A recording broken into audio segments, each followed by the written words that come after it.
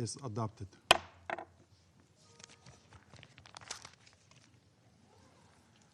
In accordance with Rule 37 of the Council's Provisional Rules of Procedure, I invite the representative of Lithuania, Poland, Romania, and Ukraine to participate in this meeting. It is so decided. In accordance with Rule 39 of the Council's Provisional Rules of Procedure, I invite the following briefers to participate in this meeting: Ms. Rosemary Carlo, Under Secretary General for Political and Peace-Building Affairs, and Mr. Ramesh Rasachingam, Director, Humanitarian Sector Division, Head and Representative of the Office for Coordination and Humanitarian Affairs in Geneva. It is so decided.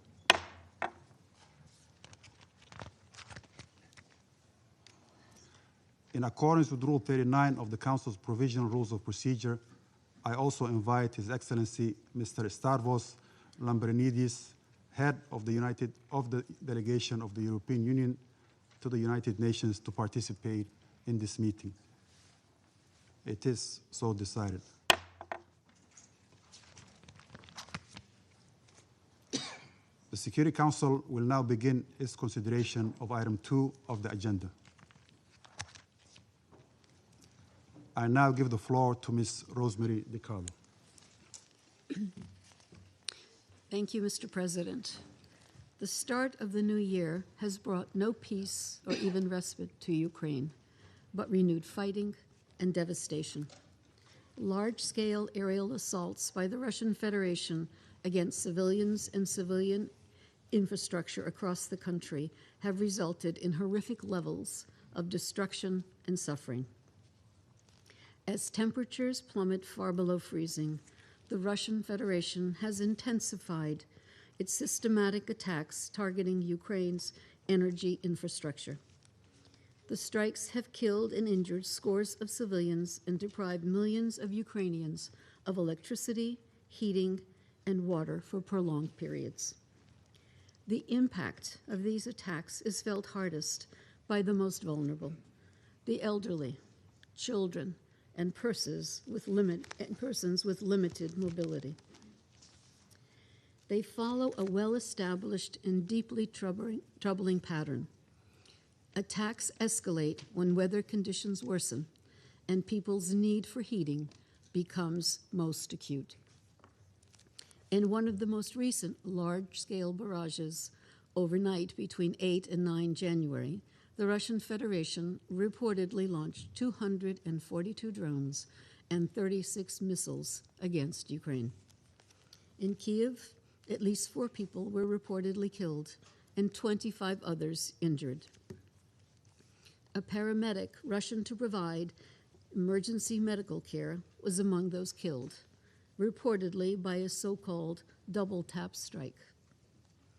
Energy facilities and multiple residential buildings were damaged, leaving nearly half of the city and hundreds of thousands of residents without heating. The embassy of Qatar was also damaged. That same day, areas in the western Lviv region near the Polish border were reportedly targeted by a Russian intermediate-range ballistic missile, the so-called Oreshnik. This would be the second time the potentially devastating weapon has been fired at Ukraine since 2024. The Oreshnik system is believed to be capable of carrying nuclear weapons, which has heightened concern over its deployment. According to Ukrainian authorities, the strike damaged gas distribution pipelines, raising additional concerns about risks to critical civilian infrastructure. Also on 8 January, 2 foreign-flagged civilian vessels were hit by Russian drones in the Odessa region. On 17 January, Russian strikes in the Dnipropetrovsk and Zaporizhzhia regions reportedly left more than 1 million people without running water or heating. In Kryvyi Rih, 17 people, including children, were reportedly injured when missiles and drones hit residential buildings and other civilian infrastructure. And in the Odessa region, 2 people were reportedly killed and 8 others injured in an attack on 2 ports. Cooking oil storage facilities and containers were damaged. Odessa was hit again yesterday. This was the latest in a highly concerning escalation of strikes targeting Ukraine's port infrastructure and commercial shipping. In recent weeks, civilian casualties and extensive damage to critical infrastructure have also been reported in Kherson, Donetsk, Kharkiv, and Sumy regions. In total, since the start of the Russian Federation's full-scale invasion of Ukraine in February 2022, the Office of the High Commissioner for Human Rights has verified that at least 14,999 civilians have been killed, including 763 children, and 40,601 civilians injured, including 2,486 children. The actual figures are likely higher. OHCHR's monitoring mission in Ukraine has just reported that 2025 was the deadliest year for civilians since 2022. Mr. President, inside the Russian Federation, local authorities continue to report civilian casualties and damage to civilian infrastructure resulting from alleged Ukrainian strikes. We are seeing additional reports of escalating cross-border attacks on Russia's oil and energy infrastructure, some of which reportedly resulted in civilian casualties and damage to civilian and residential facilities. In Belgorod Oblast, local authorities reported that 600,000 residents were left without electricity, heating, and water after Ukrainian strike on 9 January. The authorities also reported the use of drones targeting Kursk, Bryansk, and Belgorod regions on 10 January, which left 1 person killed and at least 3 other people injured. Due to lack of access and limited public information, the United Nations is not in a position to verify these reports.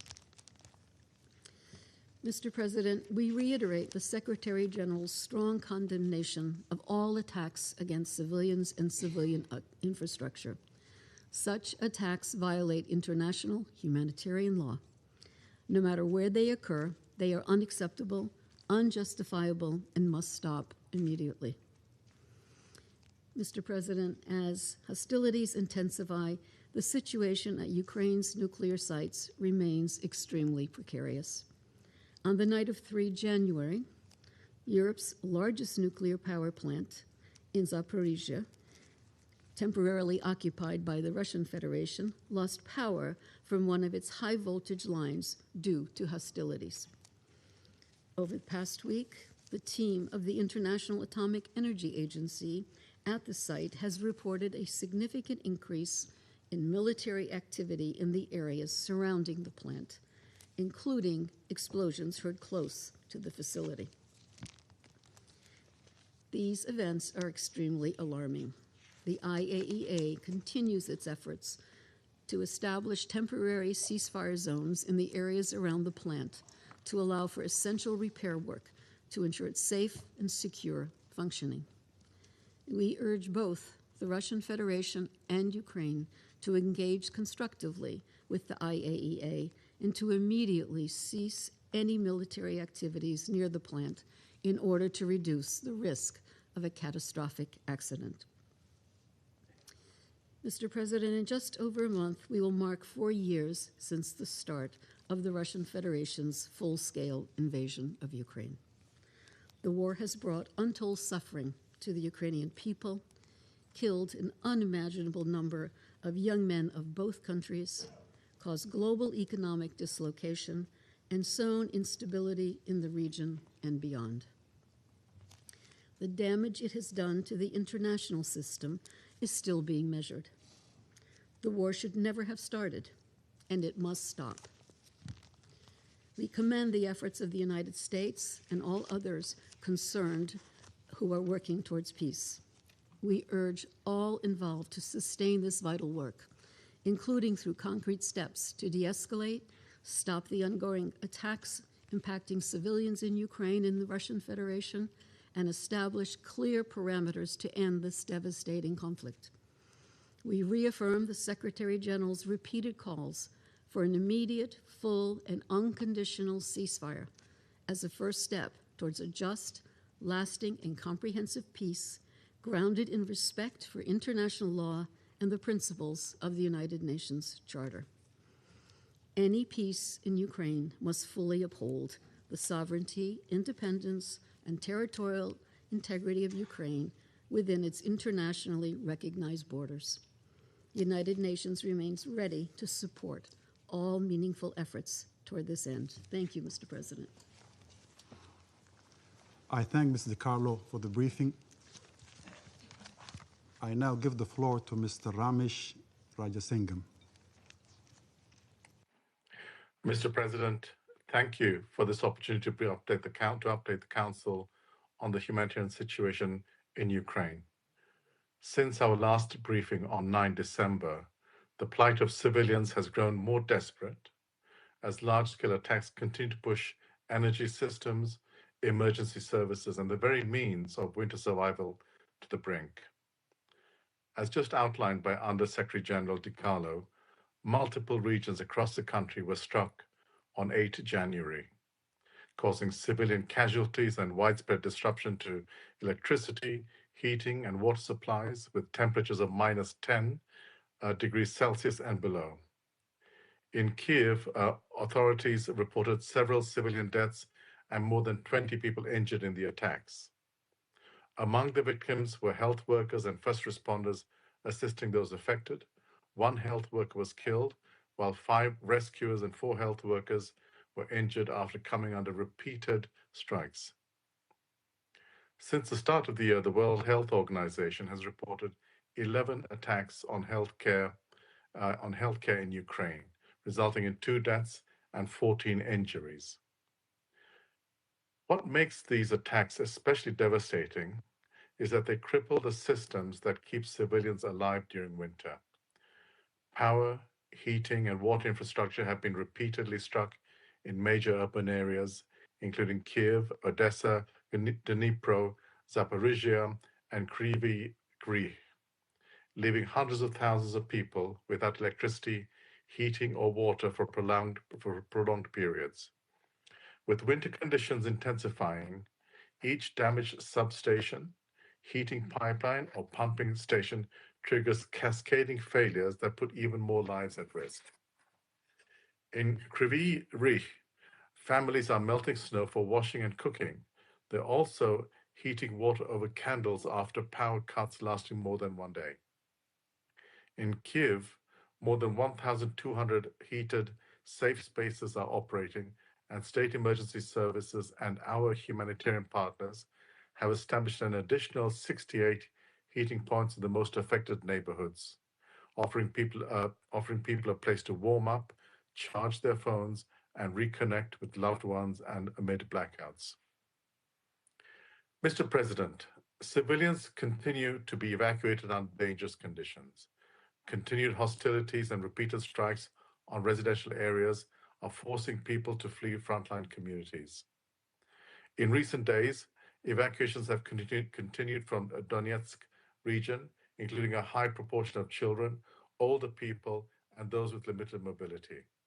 On arrival in safer areas, many have urgent needs for shelter, medical care, protection, and winter assistance. Our humanitarian partners continue to deliver whenever access allows. Emergency support, including shelter materials, winter assistance, and health services, is being provided in Kiev and other impacted cities and towns. However, humanitarian access remains constrained in some frontline areas due to active hostilities, damaged infrastructure, and security restrictions, delaying or suspending operations where needs are most acute. For civilians in occupied parts of Ukraine, humanitarian organizations have limited information about needs arising from ongoing fighting and winter conditions. The humanitarian community stands ready to support civilians in need wherever they are, including in the occupied areas of Ukraine, where we must have unimpeded humanitarian access and sustained funding. Mr. President, as the escalation of hostilities in Ukraine soon enters its fifth year, 10.8 million people in Ukraine urgently need humanitarian assistance. Tomorrow, that's Tuesday, the 13th of January, the United Nations and our partners, in consultation with the government of Ukraine, will launch the 2026 Humanitarian Needs and Response Plan, which seeks $2.31 billion to deliver life-saving assistance to 4.12 million people facing the most severe needs. Under the humanitarian reset, the response in Ukraine is sharply focused on those most at risk, particularly along the front line, including civilians affected by displacement and repeated strikes on essential infrastructure. Mr. President, we must reiterate that international humanitarian law is unequivocal. Civilians and civilian objects, wherever they are, must be protected, and constant care must be taken to spare them. Indiscriminate attacks, including those causing disproportionate incidental death or injury to civilians or damage to civilian objects, are strictly prohibited. Strikes on residential areas and energy systems raise serious concern about compliance with these fundamental rules of war. I urge members of this Council to act decisively. Use your voice, your influence, and your engagement to ensure these three things. First, that civilians everywhere are protected. Second, that safe, sustained, and unimpeded humanitarian access to civilians in need is facilitated. When support is delayed or suspended, the consequences are immediate and severe. Third, that humanitarian action is funded in line with the scale of needs through the hyper-prioritized Humanitarian Needs and Response Plan, so that essential life-saving assistance can continue. Mr. President, civilians who are enduring these attacks and need more than statements of concern from this Council. They need that concrete action to reduce civilian harm and ensure that humanitarian support continues to reach people when they need it the most. Thank you. I thank Mr. Rajasingam for the briefing. I now give the floor to those council members who wish to make statements. I give the floor to the representative of Latvia. Thank you, Mr. President. I thank the Presidency of the Council for convening this meeting, and I thank Undersecretary General Carlo and Director Rajasingam for their detailed and factual briefings. Almost 4 years ago, the Russian Federation started its full-scale aggression against Ukraine. This Council has held more than 100 meetings to stop it, but the Russian Federation continues to reject international community's appeals for peace. For this reason, Latvia, together with Liberia, Denmark, France, Greece, and the United Kingdom, supported Ukraine's request for this meeting. Worse, the Russian Federation increases its vile attacks, killing innocent children, mothers, teachers, as well as destroying infrastructure, and continues to endanger diplomatic missions in Kyiv. Once again, the night of 8th to 9th January, the Russian Federation carried out large-scale combined drone and missile attacks on Ukraine. For a second time, it launched an intermediate-range ballistic missile, also capable of carrying nuclear payload. Latvia strongly condemns the continuous barbaric attacks by the Russian Federation, which deliberately target civilians and energy infrastructure in the midst of sub-zero winter. We call on the members of this Council to condemn this systematic brutality, which threatens peace and security globally. The Russian Federation is deliberately testing the limits of international resolve. Latvia will not relent in our support to the core principles of the UN Charter: sovereignty, territorial integrity, and political independence. Latvia will continue to support Ukraine and will act against the aggressor and its supporters, including through targeted sanctions. The Russian Federation relies on fiction and lies, including the unfounded claims of airstrikes on the residence of the President of the Russian Federation as a pretext. It is deplorable but entirely predictable. a well-worn tactic from the Kremlin's playbook designed to fabricate pretexts, stall for time, deliberately undermine any genuine peace effort. The only verified fact remains that the Russian Federation is killing civilians.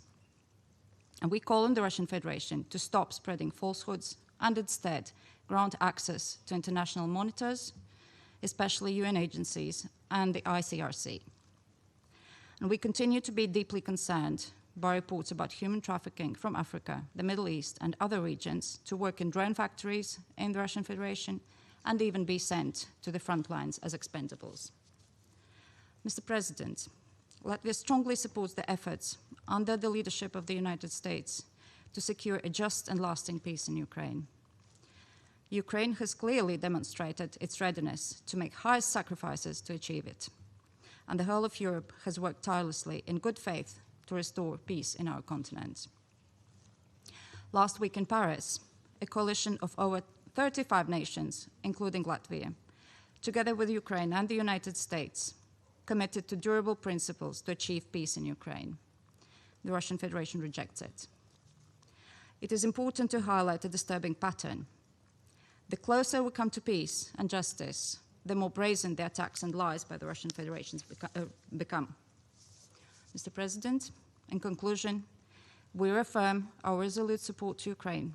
And let's be clear, for 4 years, the Russian Federation has been deliberately targeting civilians in Ukraine. These inhumane and immoral tactics will not succeed. Ukraine heroically defends itself against aggression. And as an elected member of this Council, Latvia takes its responsibilities with the full weight of the moment, a clear sense of duty under the UN Charter, and is committed to achieving a just and lasting peace. And we urge all members of this Council to uphold their responsibility and recognize the actor obstructing peace and act accordingly. I thank you. I thank the representative of Latvia for the statement. I give the floor to the representative of Liberia. Thank you, Mr. President. Liberia thanks the briefers for their important updates, and thanks the United States and others for efforts aimed at achieving peace. Mr. President, the risks before us are clear. Continued escalation, deepening humanitarian suffering, widespread destruction of infrastructure, and broader regional instability.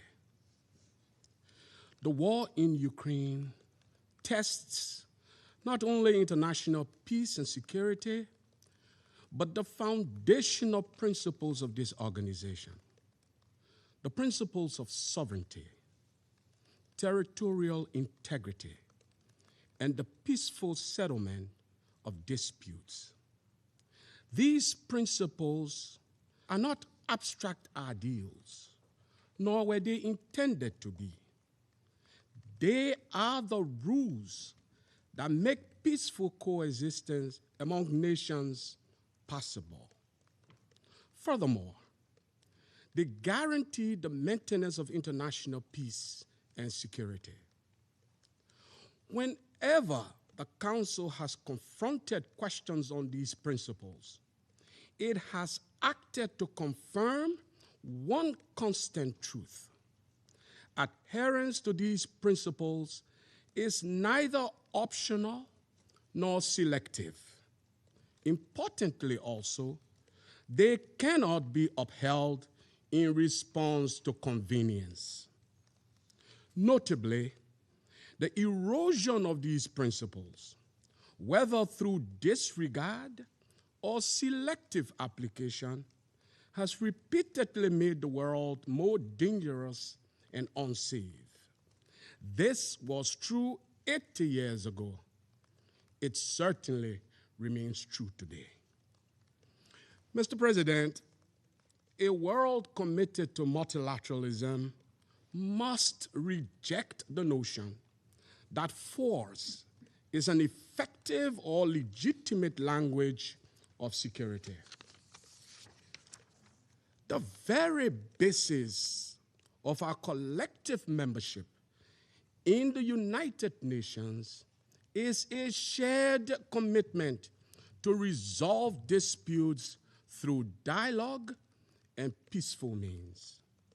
Therefore, Liberia calls on all parties to respect their obligations under the Charter, obligations to protect civilians, to halt destruction, to take concrete steps toward ending this war, and to prevent further escalation. Not because it is easy, but because it is necessary. Our own lived experience reminds us that military solutions, even when deemed to be possible, do not deliver sustainable peace nor lasting security. Mr. President, Liberia supports this Council's continued engagement on the war in Ukraine. However, we must be clear.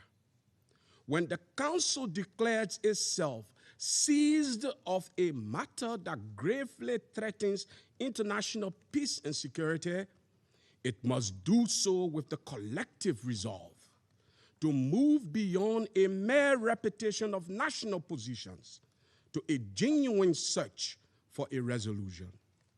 Anything less risks undermining the credibility of this Council and of the United Nations itself. After years of conflict and repeated warnings of worsening conditions, this Council simply cannot be content with restating positions that have neither advanced peace nor offered hope to those affected. The people of Ukraine and all those impacted by this war deserve peace and they deserve security. That outcome is not impossible. It is, in fact, achievable, but only if we act with seriousness, creativity, urgency, and cooperation. Liberia's own journey from conflict to peace has taught us this hard truth.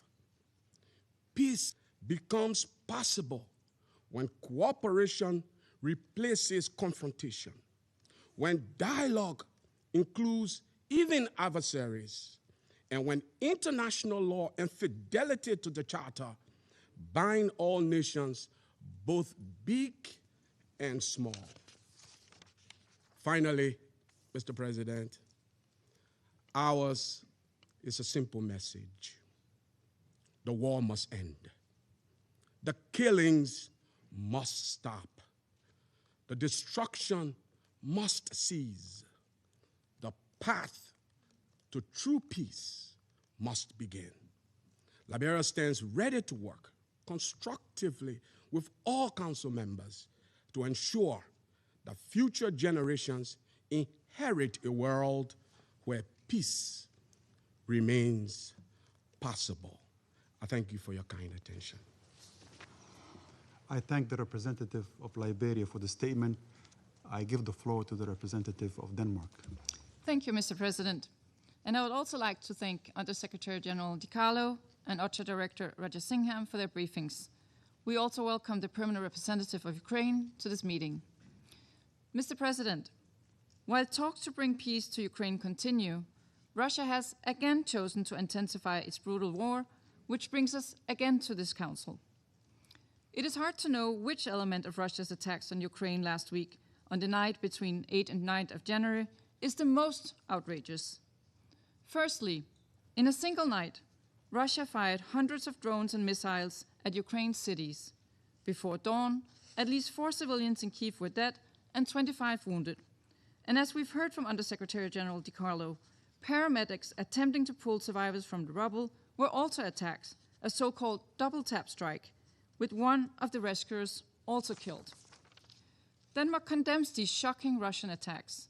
We recall that intentionally directing attacks against civilians is a serious violation of international humanitarian law and constitutes a war crime. Secondly, Russian missiles struck key sites in Ukraine's energy grid, leaving half of Kyiv's home without heating. This is part of the Kremlin's ongoing efforts to use the harsh winter as a weapon of war and deny Ukraine's civilian population the warmth they need to survive in freezing temperatures. We recall that attacking objects indispensable to the survival of the civilian population is prohibited under international humanitarian law. Denmark calls on Russia to immediately comply with all of its HIL obligations.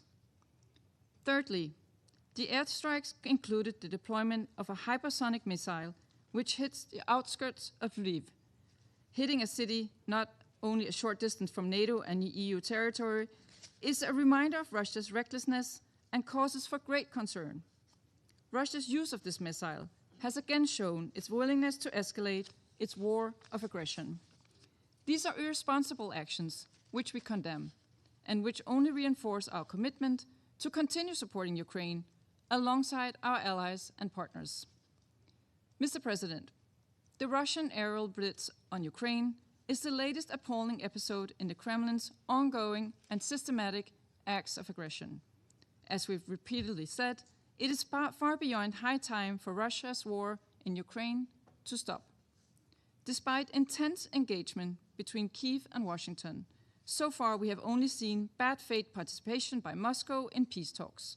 Russia's response to diplomacy has been to inflict more death and destruction to the people of Ukraine. Mr. President, it is clear that the first step must be an immediate, full, and unconditional ceasefire. This is exactly what Ukraine has been offering for almost a year now. In the absence of President Putin showing a sudden and dramatic change of heart, the international community must apply more pressure and do all it can to compel Russia to seriously walk the path to peace. Let me be clear. It was Russia's crime of aggression that was the only root cause of this horrendous war. We cannot turn our backs on the core principles and rules under the UN Charter. The prohibition of the use of force, the right to self-defense, the sovereignty and territorial integrity of states, the peaceful settlement of international disputes. These are key not only to ensuring Ukraine's long-term security, but for all UN member states. I thank you.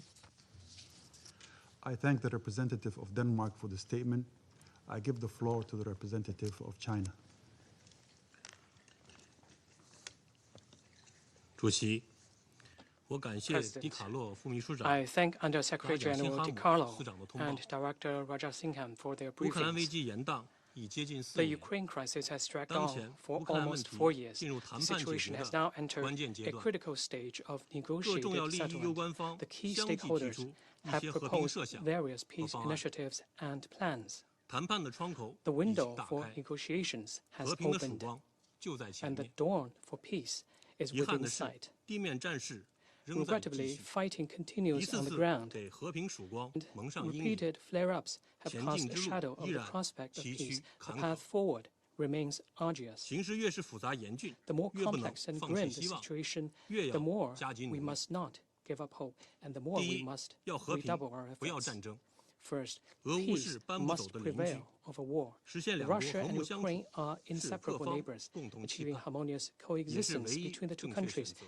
is the common 战 aspirations 争继续延 is the 宕 common 下去， aspiration of 只 all 会带 parties 来 and 更 the 多 only 无 correct 辜伤 choice. 亡， Continued 只 war 会加剧 will only 国际 lead 和 to 地 the 区 loss of more 局势 innocent 紧张。 lives and heightened tensions 我 at 们 the 呼吁有 regional 关各方 and 遵守 international 战 levels. 场不外 We 溢， call on all 战事 relevant 不升 parties 级， to abide 各 by 方 the 不 three 拱火 principles 三 of 原 no 则， expansion of the battlefield, 推 no 动局势 escalation 降 of 温， fighting, and no 保护 provocation 平 by 民及 any 民用 party 设施， in order to 为 de-escalate the 政治解决 situation, 危机 protect 确立 civilians 条件， and civilian 为 infrastructure, 早日实现 create 和平 conditions for political 争取 settlement, 希望。 and strive for the early realization 第二 of，要 peace. 对话，不要对抗。 Second, dialogue must 冲突 prevail 再大， over 矛盾 confrontation. 再深， Conflicts and 最终 tensions, 都要回到 regardless of their 对话 scale 谈判轨 and 道。 intensity, will 当前 ultimately need to 新一 be 轮和 resolved 谈势 through 头 dialogue 来 and 之不易， negotiation.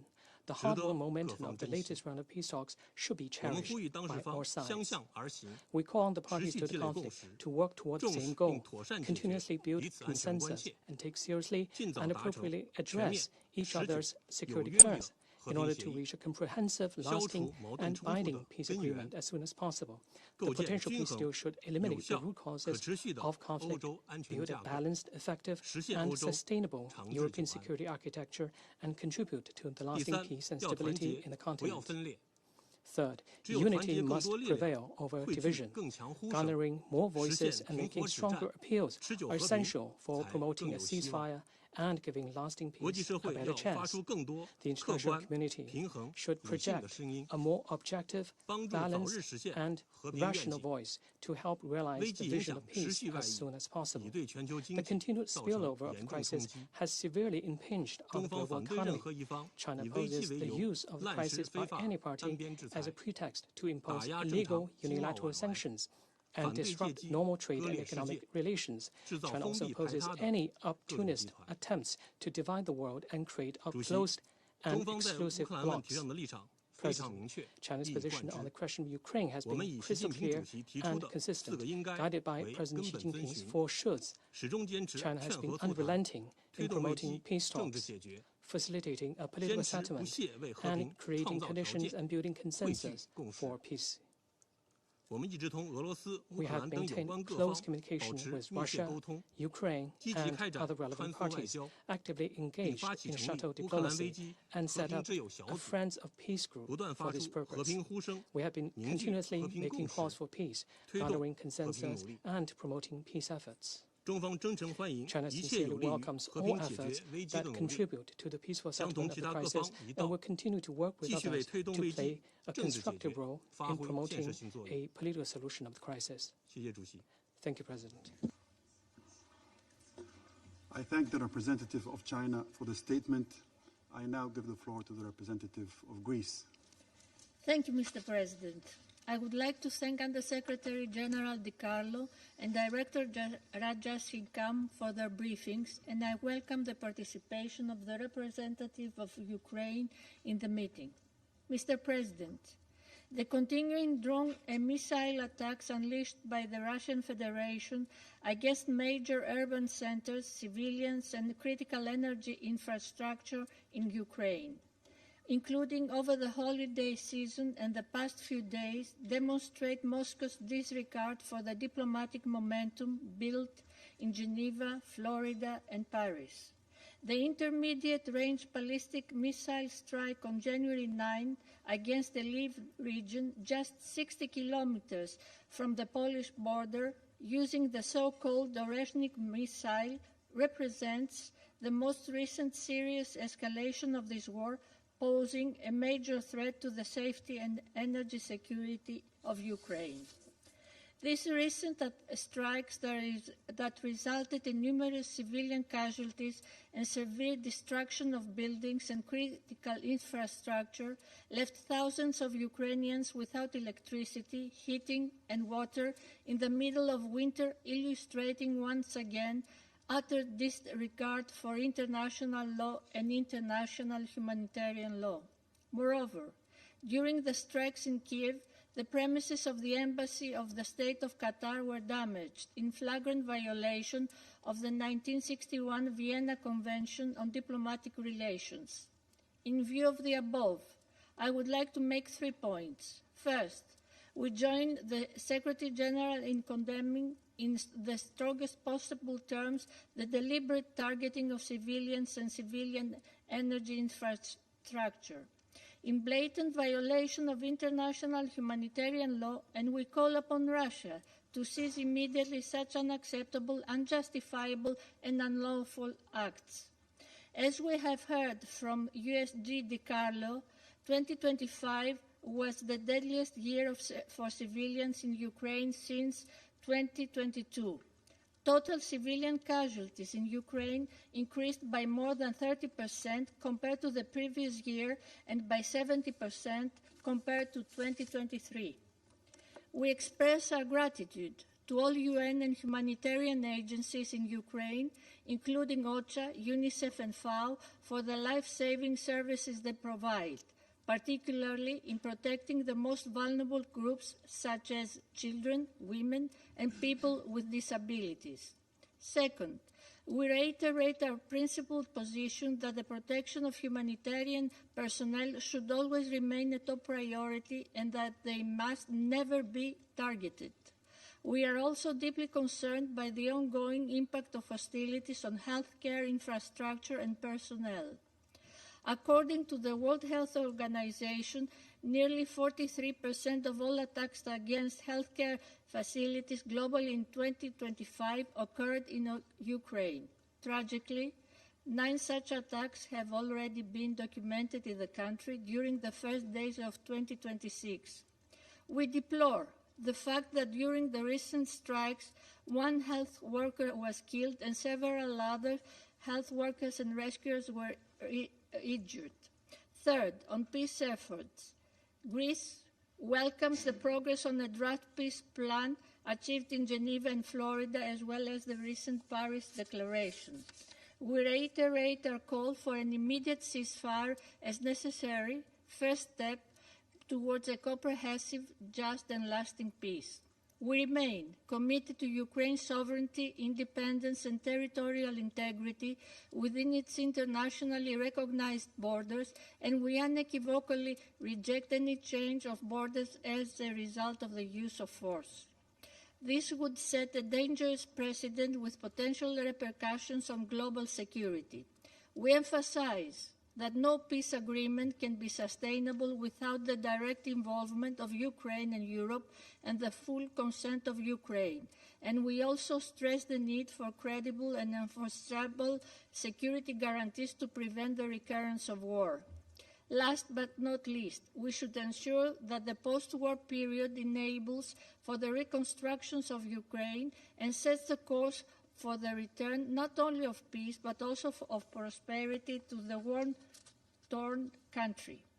Mr. President, in closing, Greece reiterates its solidarity with the Ukrainian people as they persevere through the 5th harsh winter of hostilities in Russia's continuing war of aggression against Ukraine.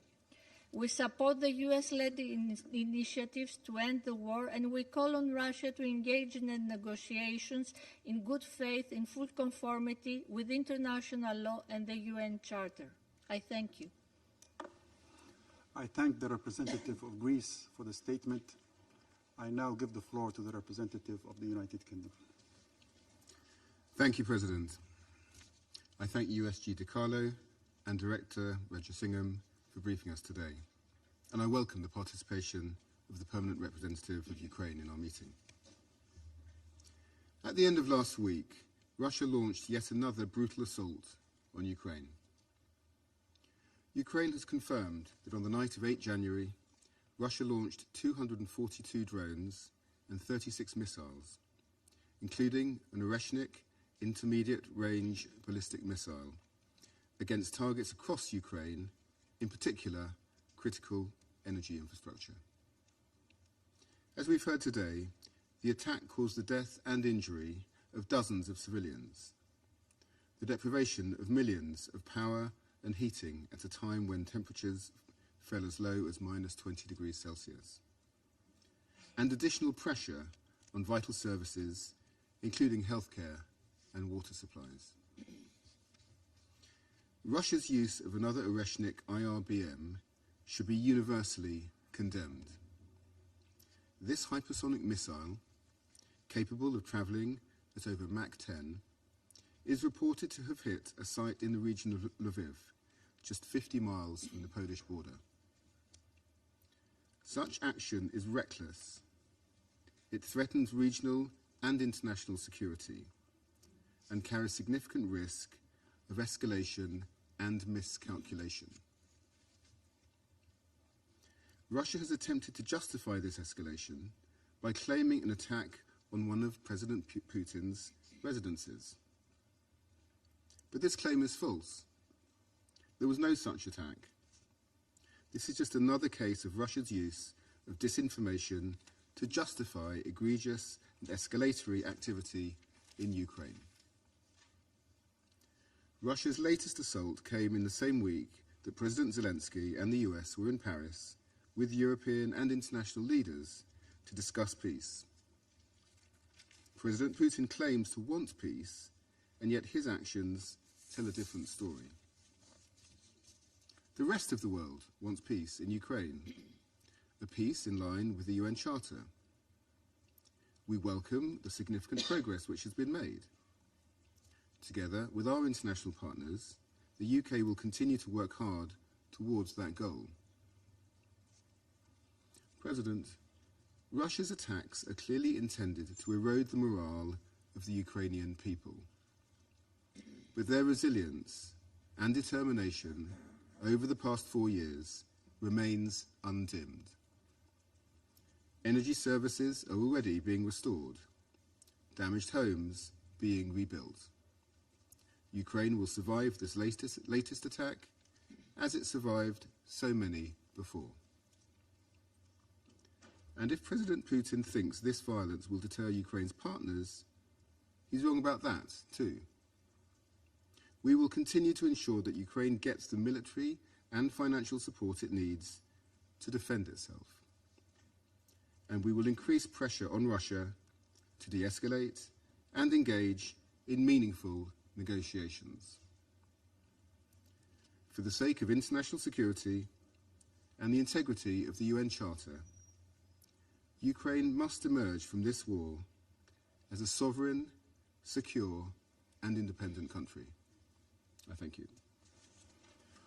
I thank the representative of the United Kingdom for the statement. I give the floor to the representative of the United States. Thank you, President, and a special thank you to our two briefers today, and also a special welcome to Ukraine at this meeting. Just days ago, U.S. diplomats met with EU and Ukrainian counterparts to advance negotiations toward a lasting peace. Thanks to the leadership of President Trump, we are closer to a deal now than at any point since the war began. Despite this, Russia launched more attacks on Ukraine, including its launch of its nuclear-capable Orishnik ballistic missile, targeting an area of Ukraine close to the border with Poland and NATO. This constitutes another dangerous and inexplicable escalation of this war, even as the United States is urgently working with Kyiv, other partners, and Moscow to end the war through a negotiated settlement. At a moment of tremendous potential, due only to President Trump's unparalleled commitment to peace around the world, both sides should be seeking ways to de-escalate. Yet Russia's action risks expanding and intensifying the war. From the start, President Trump has decried the carnage of this conflict. Horribly, we have to continue to deplore the staggering number of casualties, service members and civilians, men, women, and children. We condemn Russia's continuing and intensifying attacks on Ukraine's energy facilities and other civilian infrastructure.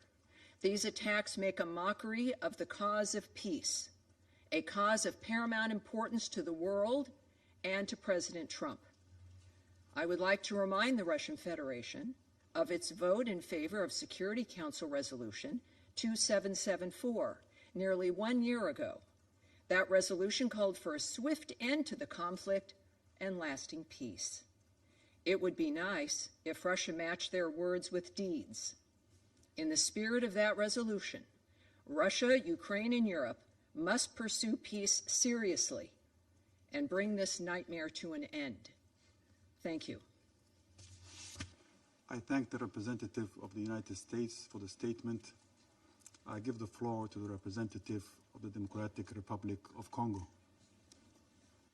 Monsieur le Président, President, Excellences, Mesdames et Messieurs les membres du Conseil, distinguished council members, la République démocratique the du Congo Democratic s'exprime pour Republic la of the toute première Congo fois is taking dans the sa floor capacité nationale the depuis very son first time accession in its national au Conseil capacity de ever sécurité since we became a member et of the souhaite Security avant Council. toute chose adresser ses At chaleureuses the outset, félicitations we would like to extend à our la heartfelt République de congratulations Somalie to the Republic of qui Somalia, assure la présidence du Conseil which en is ce premier presiding mois de l'année. over the Security Council Mon pays in the félicite month of également January.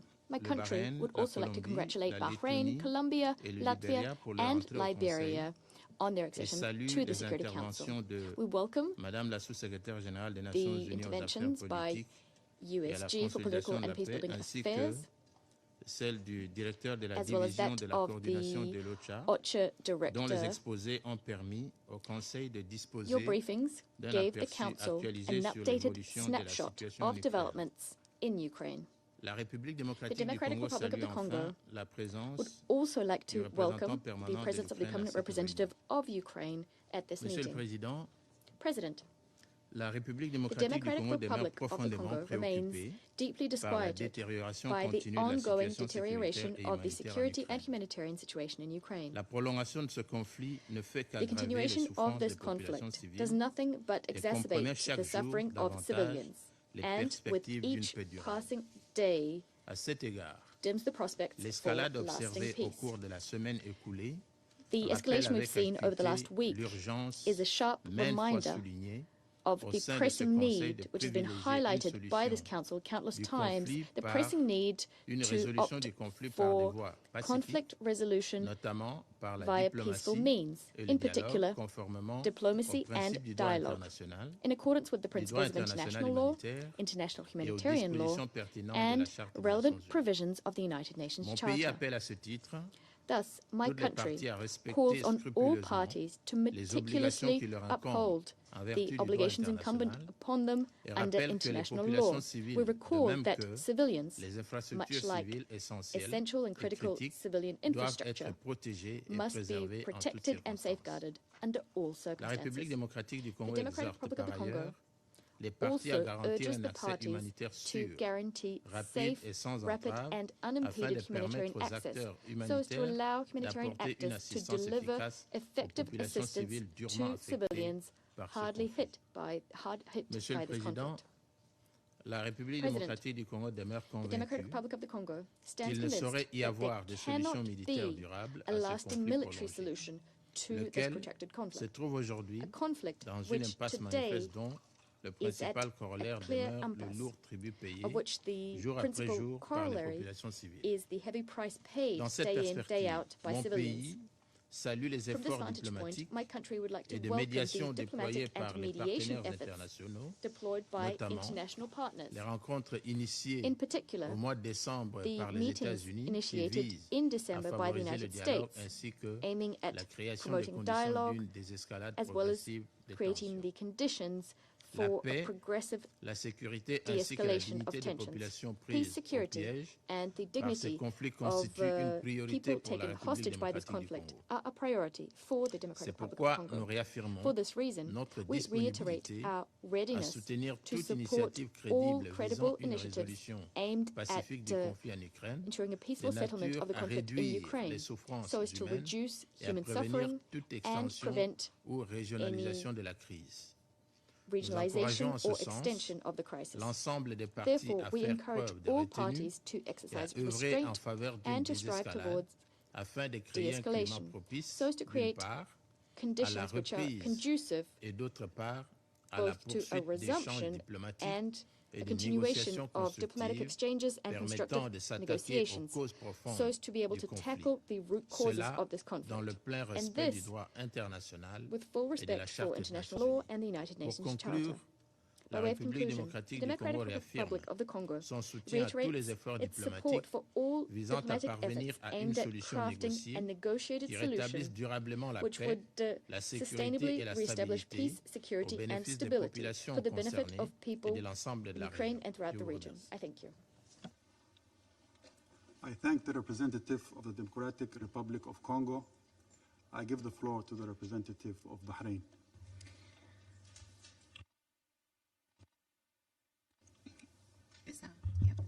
بسم الله الرحمن الرحيم. In the name of God, the merciful, the compassionate. Mr. President, at the outset, I would like to thank the USG de Carlo, USG for Humanitarian, for political affairs and peace building. I would also like to thank Director Raja Singham from OCHA for their insightful briefings on the topic of our session today. The Kingdom of Bahrain expresses its regret for the continuation of this war for the fourth year. Military operations still continue while civilians still shoulder the biggest burden of this war, and civilian infrastructure is damaged, which undermines the possibility to provide basic and essential services while humanitarian needs rise. We reiterate the importance of avoiding any acts that could adversely affect infrastructure and civilian facilities, embassies, diplomatic missions, and headquarters of international organizations, civil organizations based on international customs and norms. We regret the damage that was made to the Embassy of Qatar in Kiev.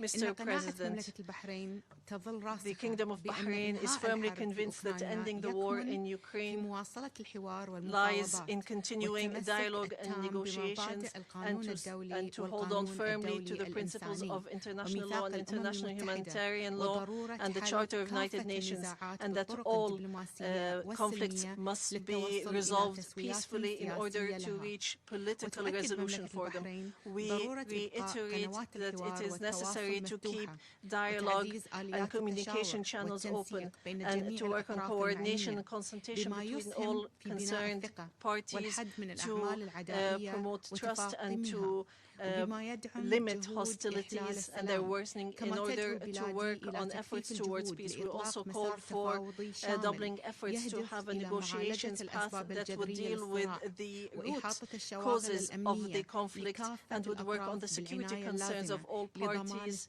in order to ensure the sustainability of this solution. We appreciate the diplomatic efforts of the UAE and the Kingdom of Saudi Arabia and the State of Qatar, which included efforts for mediation and humanitarian response, including exchange of prisoners and providing relief assistance and the exchange of detainees in order to alleviate humanitarian suffering and to prevent the expansion of this war. We reiterate the importance of reaching a positive development in the negotiations led by President Donald Trump, as this is an essential diplomatic initiative to reach a permanent ceasefire and achieve stability in Europe.